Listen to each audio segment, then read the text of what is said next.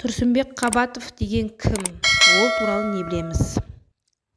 Тұрсынбек Қабатов Аманғалиұлы Қазақстанның белгілі әзілкеші. Ол 1979 жылы 10 қазан күні Ақбатер ауылы, Қазаталов ауданы, Батыс Қазақстан облысында дүниеге келген. Сәкен Сейфуллин атындағы Қазақ ұлттық аграрлық университетін оқып бітірген.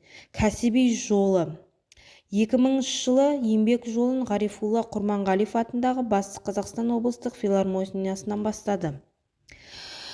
2001 жылы көңілді тапқырлар клубына қосылып, Аграрка, Сарбаздары, Астана KZ және Казахи командаларында өнер көрсетті. 2010 жылы ТМД елдерінің үздік КВН ойыншы атағын алды. 2011 жылдан бастап Әзіл әлемі Әзіл-Сықақ театрының директоры болды. Сол жылдың 1 қарашадан бастап 11 арнада ойын-сауық бағдарламаларының продюсері болып тағайындалды. 2018 жылы Астанадағы Nomad City Hall, кейіннен Әзірбайжан Мамбетова комедия театрының көркемдік жетекшісі болды. Жетістіктері мен марапаттары: Қазақстанның еңбек сіңірген қайраткері, Қазаталов ауданының құрметті азаматы, КВН жарыстарындағы республикалық және халықаралық күміс және алтын жүлделерінің иегері.